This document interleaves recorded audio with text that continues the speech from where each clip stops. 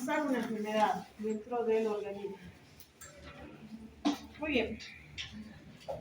Ahora, existen diferentes mecanismos que van a producir daño a causa del mismo parásito. Por ejemplo, la acción obstructiva. Si los parásitos son grandes y se instalan en conductos que son diminutos, van a ocasionar daño. Un ejemplo, si estos se localizan en el hígado, los conductos en el hígado son diminutos, ¿verdad? Por lo tanto, la manifestación, ¿cómo creen que se va a dar? ¿Qué signos o síntomas va a presentar ese paciente que tiene parásitos obstruyendo en el hígado? Ictericia, muy bien. ¿Qué más podría presentar?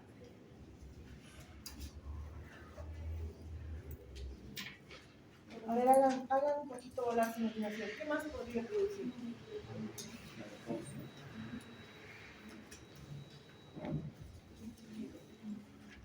¿Qué pasa cuando algo crece en un lugar que no le corresponde? ¿Qué pasa con el lugar? Va a haber un agranamiento. Entonces, ese órgano puede crecer. ¿Qué más?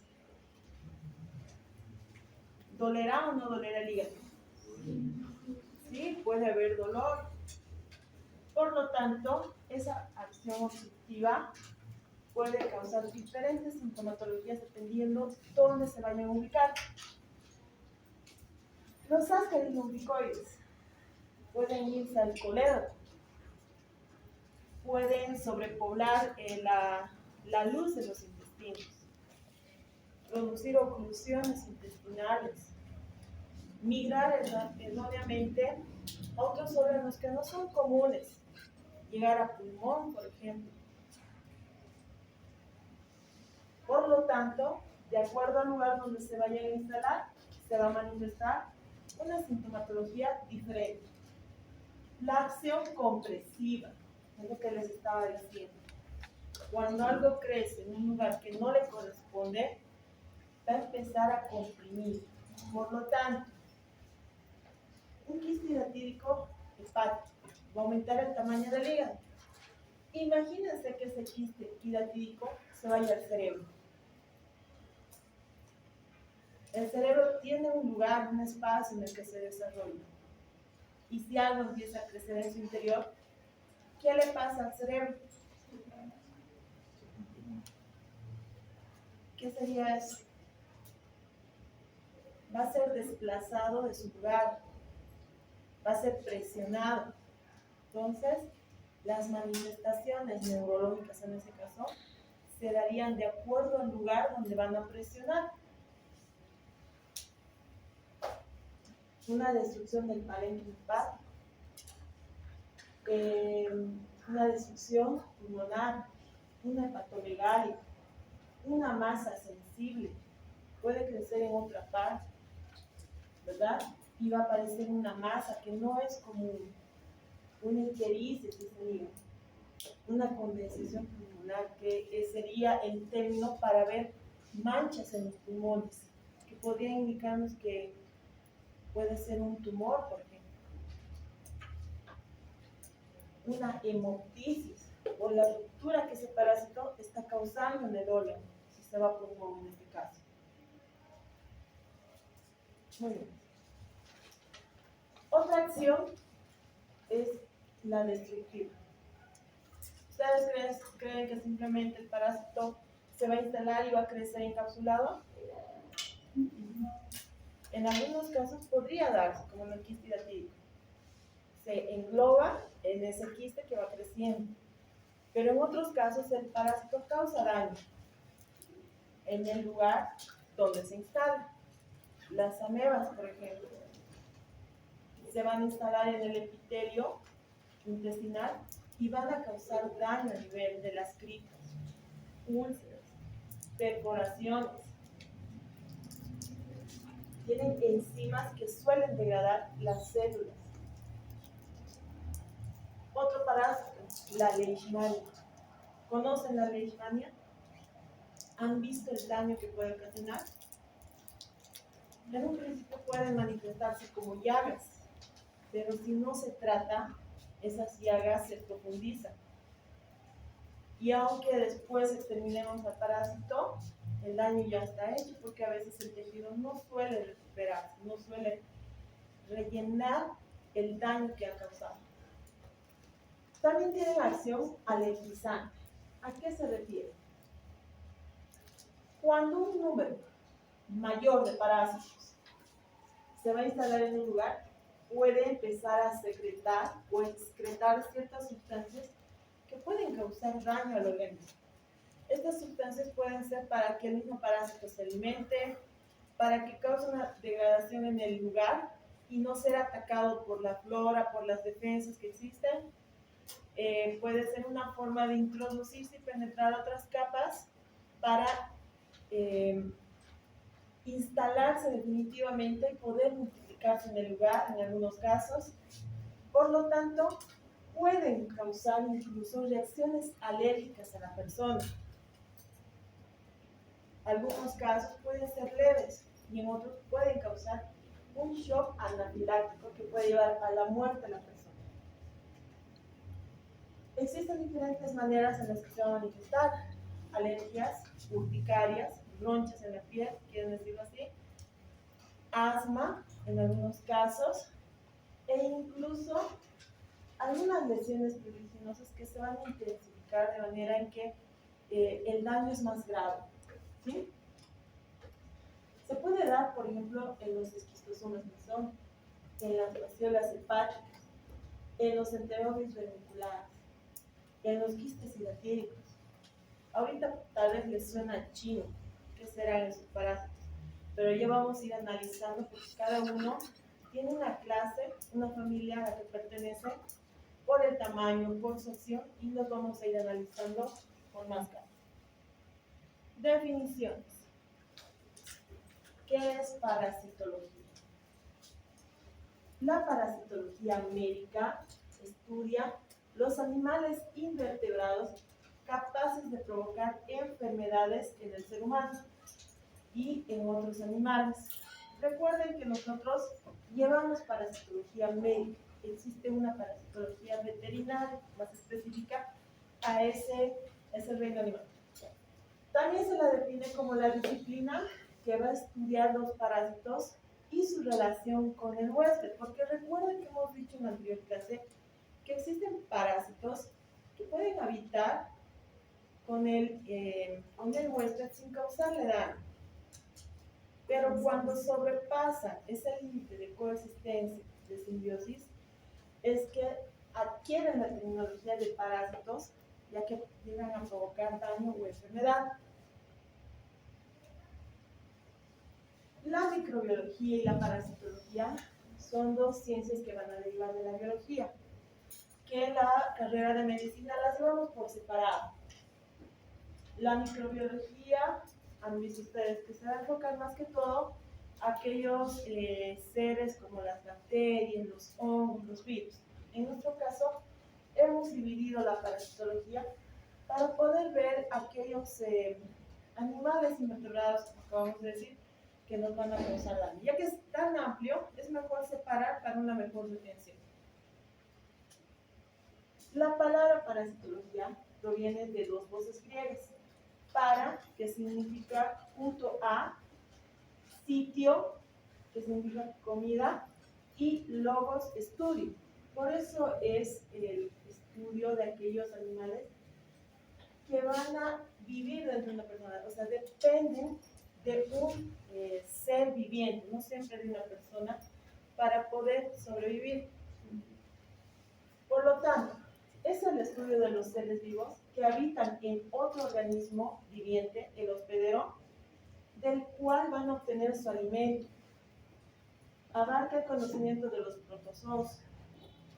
Esos seres unicelulares son parásitos, helmintos, artrópodos que van a vivir a expensas del hombre y le van a transmitir las enfermedades. Vamos bien, ¿verdad? Si voy muy rápido, me avisan. O si quieren que repita algo, si no les ha quedado muy claro. Existen diferentes terminologías para catalogar a estos parásitos. Por ejemplo, los parásitos obligados. Cuando el parásito tiene una vida parasitaria muy dependiente del ser viviente. Salen de su huésped y mueren. Por eso son obligados. Tenemos los parásitos facultativos. Es cuando viven como parásito, pero también pueden tener una vida libre fuera de este huésped. Tenemos el huésped definitivo, que prácticamente sería este ser vivo en el que se van a instalar definitivamente para poder multiplicarse. No requieren de otro intermediario para seguir trasladándose. ¿Sí? Van a albergar al parásito en su forma adulta y en sus formas sexuadas inmaduras del parásito. Es aquí donde se multiplica. Por eso es que se dice definitivo. Un ejemplo de esto es, existen ciertos parásitos que pueden utilizar vectores, que son ciertos artrópodos a los que se van a introducir, pero cambian de forma solamente hasta cierta fase. Es una fase intermedia. ¿Por qué? Eso les va a permitir que cuando este artrópodo vaya a otro ser vivo, pueda este parásito salir del artrópodo e introducirse en el huésped definitivo, y una vez dentro completan su ciclo hasta la edad adulta para poder multiplicarse. ¿Se ha entendido? Es solamente un vehículo que van a utilizar antes de llegar al huésped definitivo. El huésped intermediario sería este artrópodo, en este caso, que va a llevar el parásito en una fase inmadura, podríamos decirlo así, inmadura, incompleta, hasta que llegue a este otro huésped donde termina su formación. Puede albergar formas larvarias, en algunos casos, o las formas asexuadas.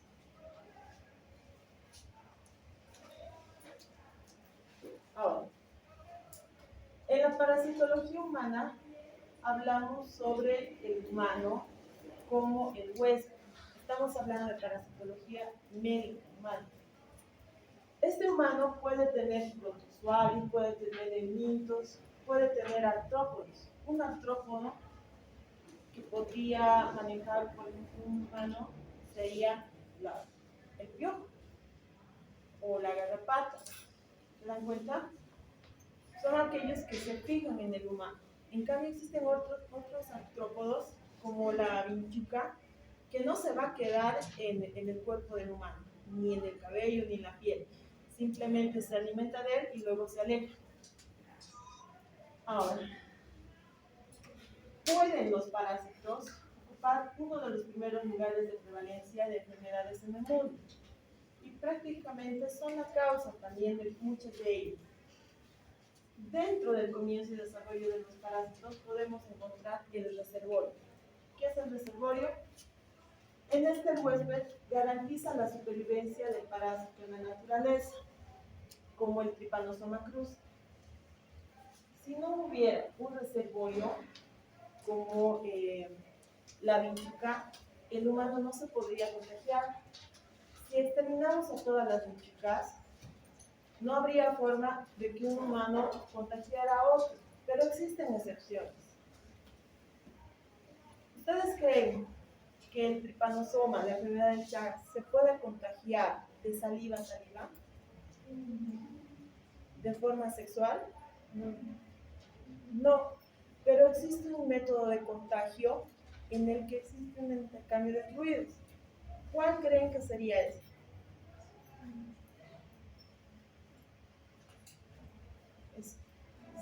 El Trypanosoma cruzi sería como él deja sus heces, escocemos y de ahí se... Esa sería la transmisión a través del vector. ¿Cómo una persona podría contagiar a otra? ¿A través del parto? Muy bien, a través del parto. El embrión podría contagiarse por un intercambio de sangre, porque se ha comprobado que los embriones no se contagian dentro del útero. La placenta tiene gran capacidad de filtrar esta sangre y no atraviesa. Otra forma. Una transfusión sanguínea. Muy bien, una transfusión sanguínea. Muchas personas en el extranjero han enfermado de Chagas. Y el Chagas no era una enfermedad común en esos países. Lo que ha pasado, han migrado las personas, han viajado a otros países ya con su tripanosoma en la sangre. Al no ser una enfermedad común en el país, han hecho las pruebas básicas. Habrán hecho hepatitis, VIH, y no se les ha pasado por la cabeza hacer una prueba contra el tripanosoma. Han recibido la sangre donante, han transfundido a otra persona, y esa persona al cabo de varios años ha manifestado la enfermedad de Chagas. Ese podría ser un método. De esa manera se manejan los reservorios.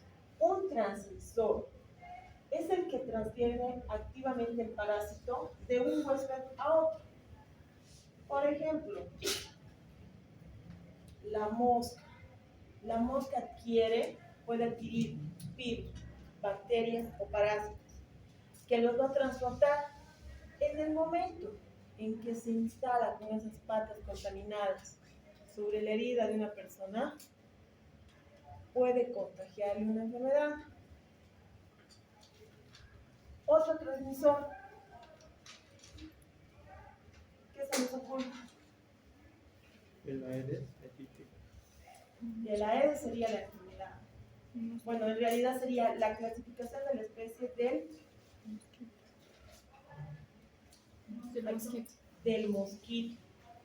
Existen diferentes mosquitos y se clasifican según su especie, según la clasificación de su familia.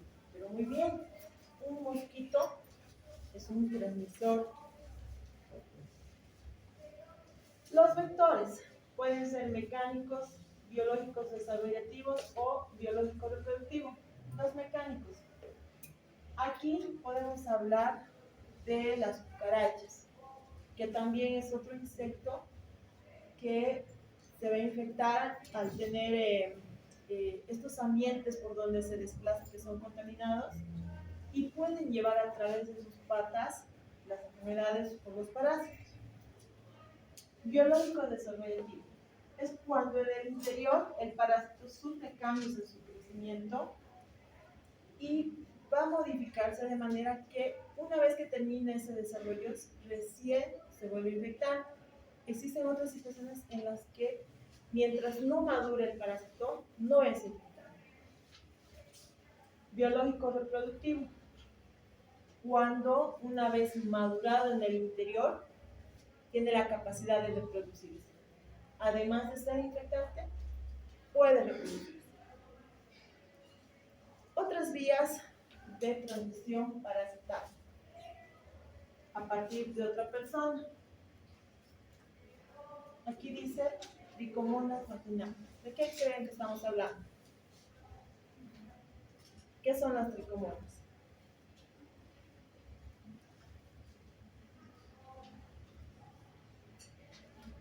Educación sexual, todos necesitamos. ¿Qué son las tricomonas?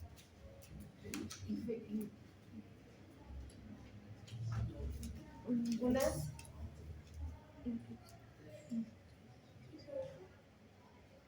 ITS. ¿Qué significa ITS? Infecciones de transmisión sexual. Por lo tanto, este parásito se transmite de persona a persona. ¿Qué otro parásito se transmite de persona a persona? ¿Cuál? Sí, la clamidia, pero a ver, otro parásito. ¿Cuál? Ya. Las pulgas. No, las pulgas no son comunes de las personas, ¿verdad? Pueden adquirirlas por contacto con las mascotas, pero los piojos, por ejemplo. Muy bien. Ahora, por autoinfección. Es aquí cuando se aplica el mecanismo ano, mano, boca. ¿Sí? Autoinfección. En este caso, tiene que haber otra persona que contagie. Pero, si una persona no tiene higiene, después de ir al baño, no se lava las manos, en las uñas puede seguir reinfectándose en el momento en el que se alimenta. La transmisión materno-filial o congénita, que es lo que estábamos hablando, sobre Chagas, o en otra enfermedad como el Toxoplasma gondii. Podemos contagiarnos a través de objetos contaminados. Una persona que haya tocado, pónganse heces fecales en el pañal de un niño, no se haya lavado las manos correctamente, o ni siquiera se lavó, se limpia por encima y toca una barandilla. Viene otra persona, un niño, es más frecuente en los niños, tocan la barandilla, suben unos cuantos pisos, piden una galleta a la mamá y comen con la misma mano. Puede haber una infección por objetos contaminados. Otra, a través de la ropa, a través de las sábanas, como en el Enterobius vermicularis, que ya vamos a ir conociendo cómo es que se puede dar un contagio mediante las sábanas, la ropa de dormir o la ropa interior compartida, a partir del suelo contaminado por excretas humanas. Esa es la más común, ¿verdad? Es una forma de contaminarnos por la tierra. Cuando hay viento y la tierra levanta esos huevos que han permanecido latentes, o cuando esa tierra contaminada llega a los cultivos y uno no desinfecta bien las verduras o las frutas. Se puede dar agua o alimentos contaminados. Lo mismo, el agua. El agua podría ser un reservorio de estos parásitos.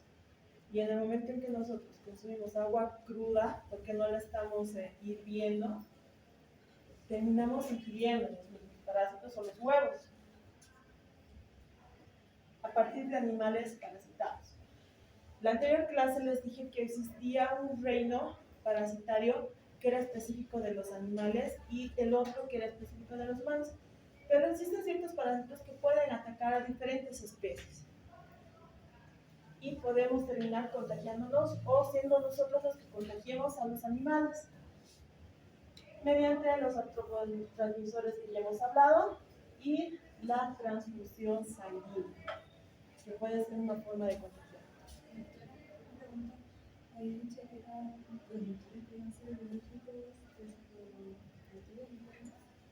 Reproductivos. Pero eso se refiere a cuando ha terminado su maduración en un huésped, puede dividirse, puede multiplicarse. Las enfermedades parasitarias se van a manifestar de diferente manera. Como ya lo he dicho, vuelvo a repetir, la manifestación se va a dar según el lugar donde se vayan a instalar. ¿Qué es esto? El ojo. No. ¿Qué ven en el ojo? ¿Qué tipo de parásitos?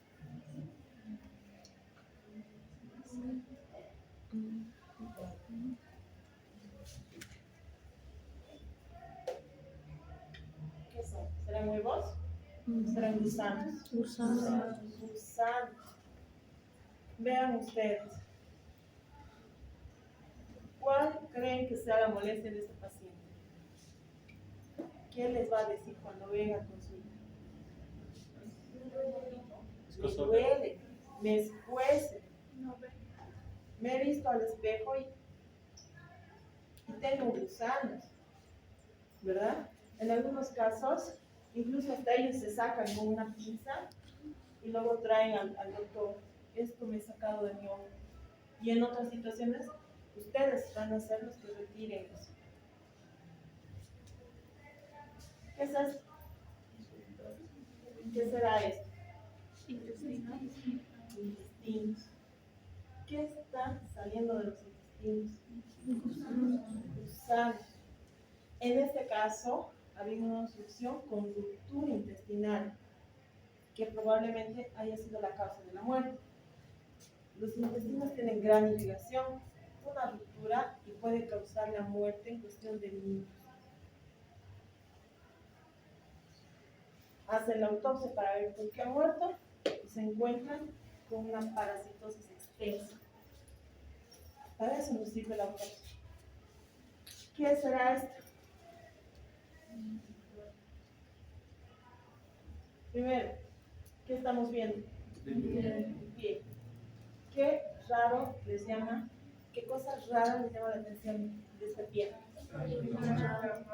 Estas líneas rojas, ¿verdad? ¿Qué creen que sea? ¿Cómo? Gusanos, llamadas larvas negras. Existen alrededor de 3 tipos de larvas que se introducen a través de la piel y van a migrar a través de la piel. Luego se profundizan hasta agarrar un vaso sanguíneo a través del cual se van a transportar. ¿Alguna vez han visto esta manifestación en piel? Es muy común en lugares tropicales, cerca de los ríos, donde la gente camina descalza, en las arenas.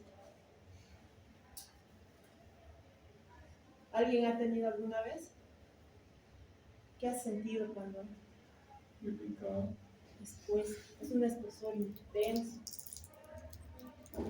Pero lo bueno de esto es que solamente con ver esta larva ya tenemos un signo de que esa persona se ha infectado con la larva. Podemos darle un tratamiento temprano.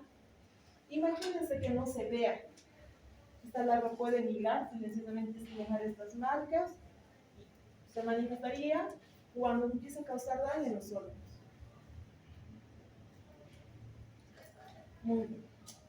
Por lo tanto, van a existir ciertos parásitos que van a ser intestinales, como en este caso, ¿verdad? Su localización definitiva es en los intestinos, pero existen otros parásitos que pueden ser extraintestinales. ¿Eso qué quiere decir? Que van a ir a otros órganos. Ahora, existen 2 grandes grupos de enfermedades parasitarias que pueden ser causadas por los protozoarios o los helmintos. Los helmintos son estos gusanos que podemos llegar a ver. En cambio, los protozoarios no son microscópicos. ¿Y cómo se hace la detección de ellos? A través del microscopio, a través de ciertas pruebas como un PCR, una ELISA. Entre los protozoarios tenemos las amebas, las yardias, las tricomonas, el paludismo, la leishmania, los tripanosomas, los toxoplasmas. Según la clínica, podemos sospechar de la parasitosis, ¿sí? Pero un examen, un coproparasitológico, un examen de sangre, un PCR, va a ser el que nos va a confirmar que tenemos el mismo. Cuando ustedes tienen una diarrea, comieron en la calle ensalada de dudosa procedencia, ¿en qué se imaginarían? ¿Qué les está causando esa diarrea? Una salmonela. Muy bien. Causa esas diarreas. ¿Otra? Sigue. Las amebas, las yardias. Entonces, ¿cómo confirmamos de cuál se trata con un copro? Por ejemplo, las amebas y las yardias están dentro de la familia de los parásitos, por lo tanto, los medicamentos son diferentes a el otro parásito que acaban de nombrar su compañera. En el caso de la salmonela, vamos a utilizar antibióticos. Pero en cambio, en estos otros tenemos que utilizar antiparasitarios. Si nosotros no hacemos un correcto diagnóstico, ¿qué tal si se trata de amebas y le damos antibióticos? No le va a hacer nada. Los helmintos. Aquí tenemos a la Hymenopteris, Phycocefalosis, los ascaris, las uncinarias, las tenias, las triginas, las fasciolas, oncocecas. Son parásitos que sí son visibles, pero dependiendo de la localización donde vayan a estar. Por ejemplo, Las tenias, ¿dónde suelen localizarse? Intestino. ¿Cómo las personas saben que tienen una tenia? ¿Cómo se dan cuenta las personas que están infectadas con una tenia? ¿Adelgazan? Comen mucho. ¿Adelgazan? A través de las heces. Van al baño y en el momento de soltar el agua ven ahí una tenia blanca o segmentos de la tenia. Pero desde el inicio. No siempre, dependiendo de cuánto lleguen a la madurez, empiezan a desprender los glóbulos. O que tal si terminó su vida, murió y se desprendió toda la tenia. O consumieron algún alimento que sirve como antiparasitario, un alimento natural, y eliminaron una tenia. Porque después no se dan cuenta, ¿verdad? Pero existen otros parásitos, como la triquina, por ejemplo, que ustedes no van a saber que tienen triquina, porque su localización, ¿cuál es? Les dije en la anterior clase, ¿cuál era? Los músculos. Tendrían que hacerse un corte y ver su músculo con los puntos blancos para saber que tienen triquina. ¿Se dan cuenta? Ahora, los ciclos de vida de cada parásito va a variar. Existen algunos que se van a transmitir a través de la vía oral, van a viajar a través de los intestinos y puede que su sitio definitivo sean los intestinos, pero en otros casos, a través de las vellosidades de los intestinos, alcanzan el torrente sanguíneo y pueden migrar a pulmones, pueden migrar a cerebro, a músculos. Existen otros parásitos que se transmiten a través de picaduras, donde el punto de ingreso no va a ser la vía oral, va a ser la piel. Existen otras formas en las que el parásito puede entrar por mucosa, por ejemplo, o por heridas. Este es otro ciclo de vida de otro parásito. En este caso, tenemos un mosquito. Vía de entrada, piel, ¿verdad? La picadura. Este otro, tenemos la bichuca. A ver, vamos a ver cómo se contagia uno de Trypanosoma a través de la bichuca. Muy bien. ¿Alguien más sabe? Este caso es interesante. ¿Por qué? La bichuca es nocturna. Se va a desplazar al individuo, puede ser un humano, puede ser un animal, cuando es de noche, cuando éste está durmiendo. Entonces aprovecha de picarle y en el lugar donde pica, defeca. No es la bichuca no te va a contagiar el Trypanosoma a través de la picadura de su saliva, te contagia a través de sus heces. Una vez que retira su proboscidez, produce escozor. ¿Qué es lo que hacen las personas cuando algo les escuece? Incluso de dormidas se rascan. En ese momento en que se están rascando pueden producir escoriaciones y es a través de esas heces y de esas heridas que el Trypanosoma se va a introducir a la piel. Otro lugar que le gusta picar es alrededor de las mucosas, ojo, nariz o boca. Como va a alimentarse en ese lugar de sangre, va a defecar en las orillas. ¿Y qué es lo que pasa? Nos produce escozor y frotamos y aprovecha la debilidad de las mucosas para introducirse. ¿Ven la diferencia?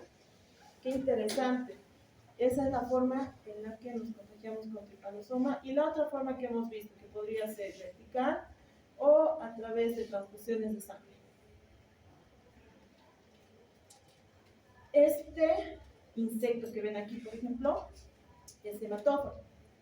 Es el que transmite la leishmania, pero no es un mosquito común. Es otra especie de mosquito que es más peluda, que es el flebótomo, que en realidad esta especie es específica para contagiar la enfermedad. Contagio a través de la picadura. Aquí, otro ciclo de otro parásito. Vean, tenemos el humano, puerta de ingreso, la boca. Salida a través de las heces. Contaminación, el agua. Este parásito no se va a quedar solo en el agua. Hace un cambio inmaduro en el que va a buscar un molusco para introducirse, hacer otro cambio y esperar a que llegue su huésped definitivo para recién madurar. ¿Quiénes serían su huésped definitivo? Los animales o el humano. Otro. Aquí vemos un perrito, vemos una oveja, vemos un humano. Puerta de ingreso de este ciclo de vida, oral. Salida a través de las heces. Se puede contagiar estos animales que son de crianza, de granja, como el mismo perro. En este caso, es la oveja el principal huésped. El perro, al estar en contacto con las ovejas, ser un perro ovejero, se contagia. Pero el perro, recuerden que es un animal doméstico que va a entrar en contacto con el humano. Y a través de las lamidas contaminadas, termina contaminando a su dueño. Aquí tenemos como reservorios o huéspedes intermediarios las aves y los roedores, que pueden terminar contagiando a los animales de granja, a los animales domésticos y al humano. ¿Por qué el humano está fuera de este ciclo? Porque es un huésped accidental. Muy bien, existen ciertas enfermedades que van a ser mucho más comunes en los niños, o también se pueden dar en los adultos mayores, pero esto se va a deber más que todo al ambiente o las costumbres que puedan tener. Recuerden que muchos adultos, a medida que van envejeciendo más, tenemos el término de que se vuelven niños. No tienen buena higiene en la mano, empiezan a perder ciertas costumbres de higiene, por ejemplo. Los niños son muy susceptibles por eso, porque no tienen costumbre de higiene. Todo lo que tocan meten a la boca, comparten cosas, se rascan, vuelven a meter a la boca. Entonces es un ciclo de contagio que a veces es difícil controlar. Su forma de vivir, pueden vivir hacinados en malas condiciones de higiene.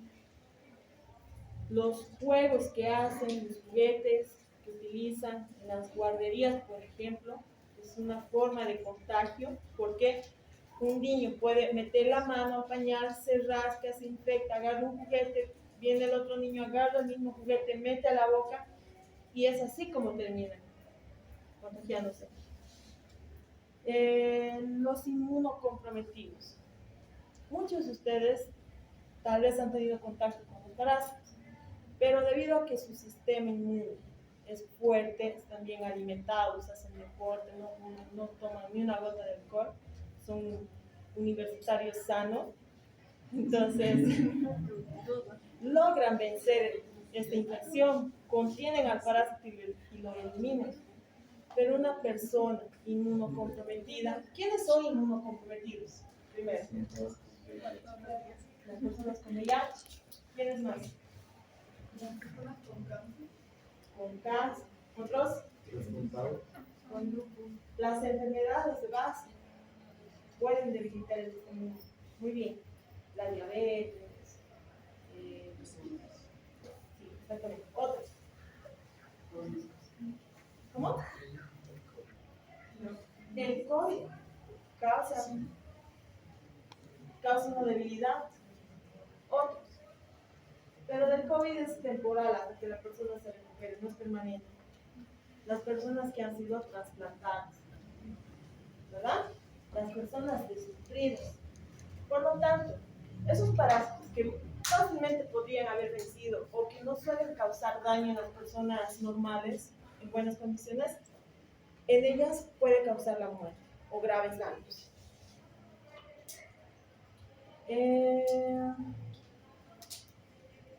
Ahora, las afectaciones del individuo pueden ser leves, moderadas, graves, incapacitantes e incluso llevar a la muerte. Y eso va a depender, como les dije, del tipo de parásito, de la cantidad y de la virulencia. ¿Qué creen que sea esto?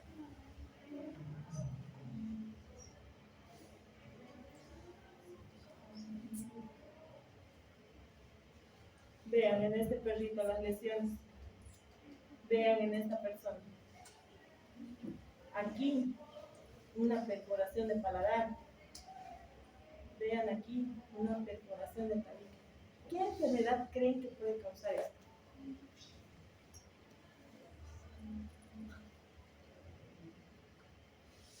¿Creen que después de hacer un tratamiento esta persona pueda regenerar su piel y quedar como si nada hubiera pasado? Podría ser una opción. Pero esta enfermedad es la leishmania mucocutánea o cutánea, que son las que causan mayor daño y causan una degradación en los tejidos que, aunque curemos la enfermedad, se quedan sin nariz, se quedan sin tabique, se quedan con el paladar perforado. Vean, son secuelas discapacitantes estéticamente e incluso funcionales. Esta persona que esté comiendo o tomando algo, se le va a ir a la nariz. Como su compañera dijo, requieren de implantes para poder mejorar su calidad de vida. Este niño se quedó sin nariz. Hacemos el tratamiento, no va a tener cartílago nasal porque ya fue afectado. Hay personas a las que se les perfora la mejilla. Vean. Ahora, en el proceso de salud de enfermedad, juega un importante papel el parásito, el huésped del medio ambiente. La leishmania, como ustedes han visto, no es comunes en la ciudad ni en los climas templados ni fríos. Son más característicos de los lugares cálidos y más propios de las profundidades de la selva. Entonces, ¿quiénes son susceptibles? Aquellas personas que se meten a la selva a cazar, en este caso. Incluso dentro de los poblados, en el Chapar, en Villatunar y Vilgarzama, las personas que viven en el pueblo no son susceptibles a enfermar de leishmania. Lo son aquellas que se internan al bosque, ¿sí? A la selva. Por lo tanto, la relación directa con la frecuencia tiene que ver con la distribución geográfica.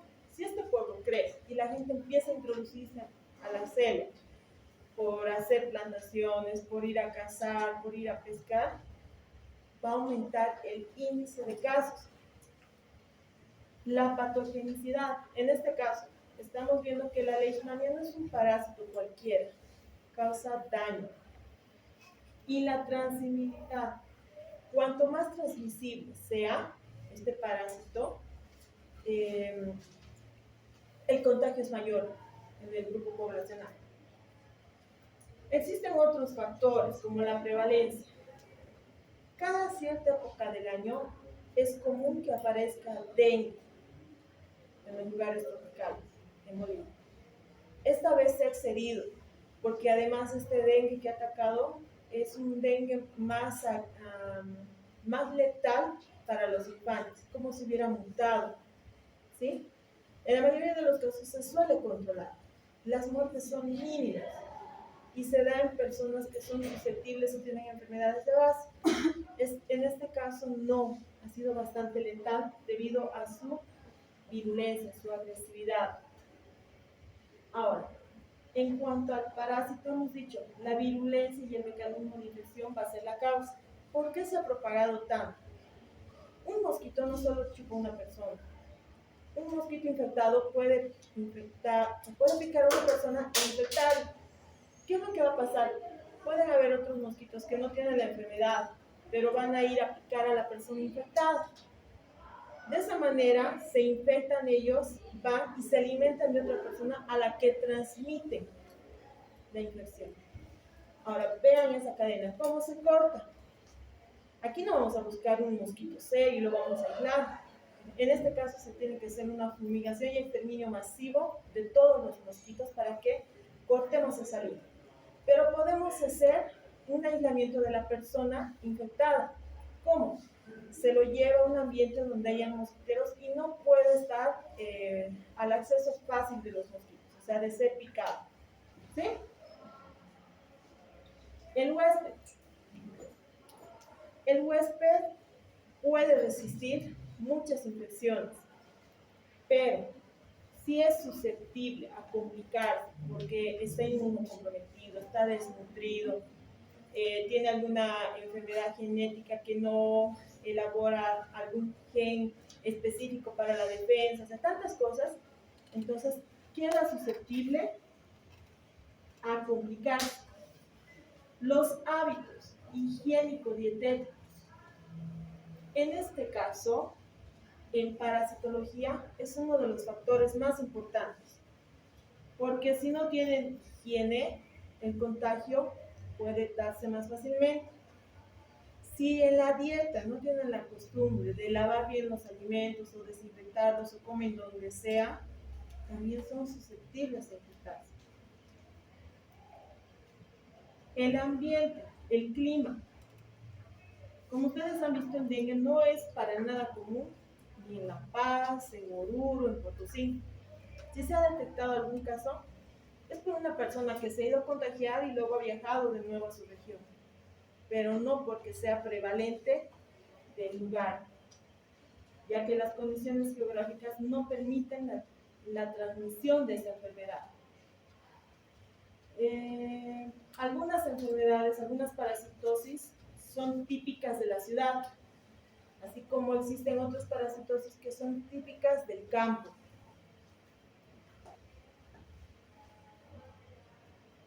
Ahora, las relaciones biológicas de los seres vivos se van a basar en el mutualismo. Mutualismo cuando hay una asociación de dos o más organismos de especies diferentes en el que se van a unir para sacar un beneficio por igual para ambos. La simbiosis es una relación de ayuda o apoyo. En biología, ¿han escuchado? Tal vez han escuchado, tal vez no, que los hongos suelen hacer una simbiosis con las algas. ¿Por qué? Los hongos les facilitan agua a las algas y las aguas facilitan clorofila a los hongos. Esa es una simbiosis. Especies diferentes se unen y se ayudan. Comensalismo. Aquí existe una asociación biológica externa entre dos especies para beneficio o alimento de una de ellas. En algunos casos puede ser de ambos, pero sin que cause perjuicio entre ellas. ¿Han visto a los tiburones en el mar? En documentales, ¿verdad? ¿Han visto que hay unos pececitos que nadan pegados a los tiburones y no se los comen? Hacen un comensalismo. ¿Por qué? El tiburón no se come este pez porque este pez le saca los parásitos que puedan pegarse a la piel del tiburón. Y el beneficio de este pez, además de recibir comida al sacar estos parásitos, es que el tiburón lo protege para que otros peces no lo ataquen. ¿Sí? Depredatismo. Aquí este término se va a dar en que existe un depredador, que es el que caza, y una presa. A ver, un depredador. León. El león. Una presa. Una cebra. ¿Verdad?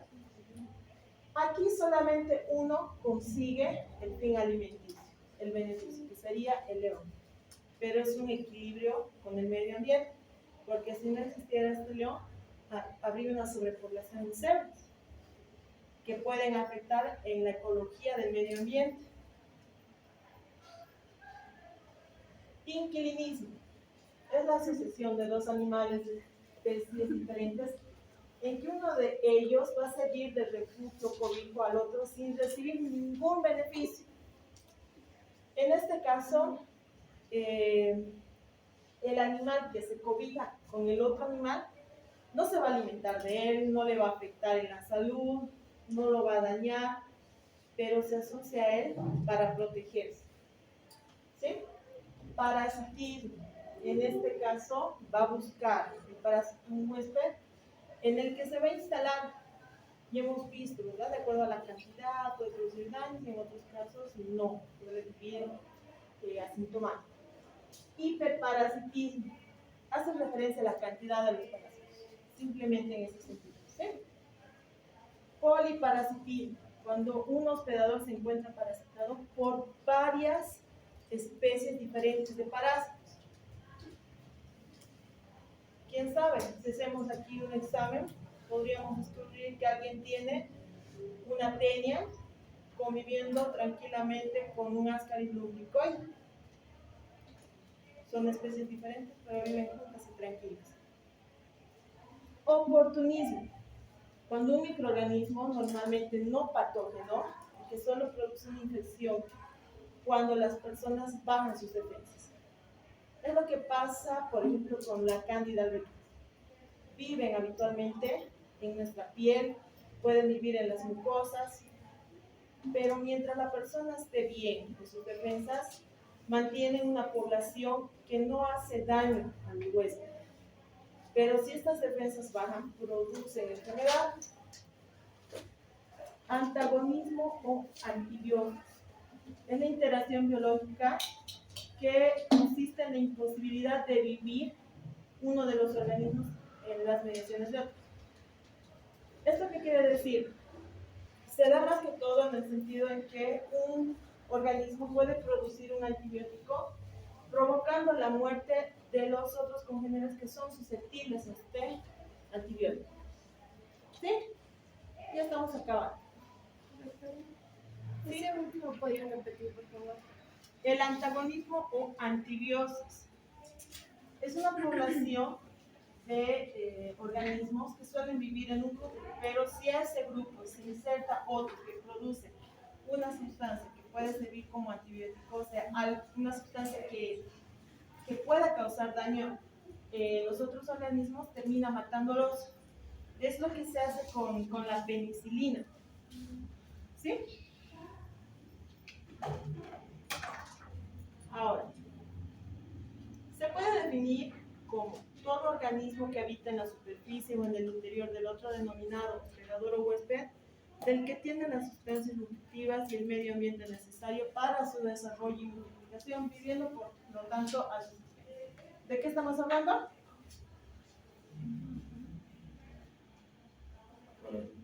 De la parasitosis. ¿Sí? La actividad fisiológica de algunos protozoos pueden ser mediante formas vegetativas, en las que se llaman protozoitos, donde es un estado inmaduro en el que no producen enfermedad. Pero en muchos casos estos quistes van a darles la capacidad de resistir hasta que lleguen al lugar ideal donde sí van a madurar y se van a multiplicar. ¿Cómo pueden, por ejemplo, transportarse algunos parásitos? ¿Cómo se transportan los gusanos? Arrastrándose. En este caso de los protozoos, se van a trasladar a través de flagelos, que como ellos habitan en lugares húmedos, les van a permitir moverse, o a través de membranas ondulantes. Los helmintos pueden ser gusanos cilíndricos como los ascaris o planos como las tenias. En este caso, las ascaris pueden arrastrarse, pueden desplazarse. Las tenias no suelen desplazarse, llegan al lugar, se fijan con la cabeza y solamente se encargan de crecer y soltar sus segmentos. Los artrópodos, ¿cómo se desplazan? Algunos caminan, otros Saltan. la pulga, ¿cómo se traslada? Saltando. Saltando, ¿verdad? Los ácaros, los cerebros también se agarran, caminan. Ahora,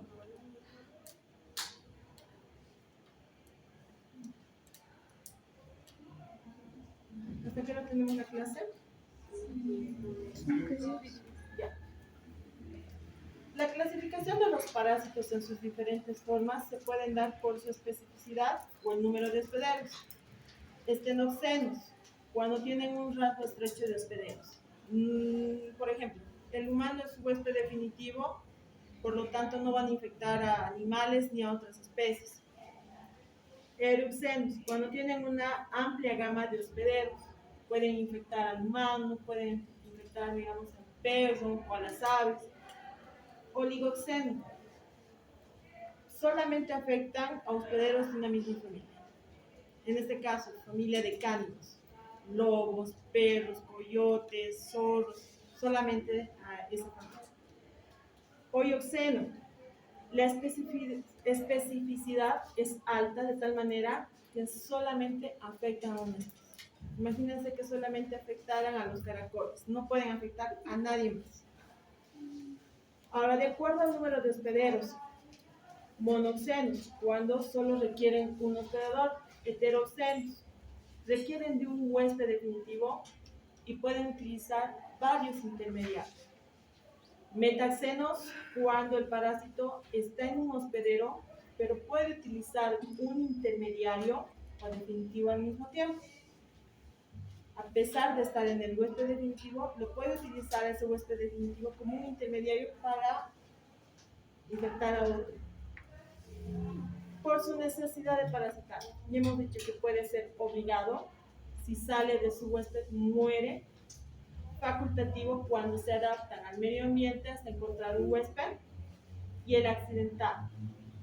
A veces vamos a ver en realidad algunos parásitos que no son propios de nosotros, pero por accidente los hemos adquirido. Por su duración temporal, cuando el parásito depende momentáneamente, es como si tuvieran un ciclo de vida muy corto, cumplen ese ciclo y se mueren. Periódico, cuando aparece en cierta época del año, más específicamente. Y permanente, cuando una persona puede vivir con su parásito toda la vida. Y no porque el parásito tenga una vida prolongada, lo que pasa es que se reproduce, muere y la especie puede continuar su progenie. Y esto sería el último. De acuerdo a la ubicación del parásito. Ectoparásito, cuando están en la superficie de los pelos. A ver, un parásito externo. Piojo. Otro. Los ácaros. Muy bien. Endoparásito. ¿Cuál creen que puede ser endoparásito? Las tenias, exactamente. Los ácaros. Intracelular. ¿Cuáles podrán ser intracelulares?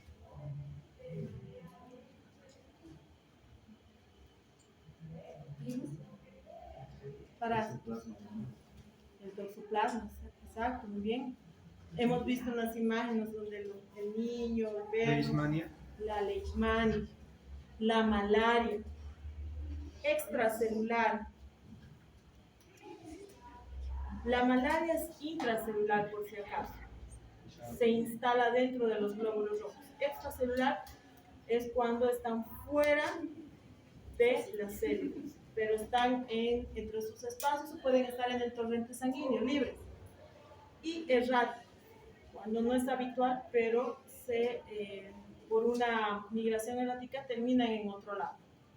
Muy bien. ¿Tienen alguna pregunta? Hemos terminado con este tema. ¿Alguna duda? ¿Algo que no les haya quedado claro? Pueden abrir las cortinas, por favor.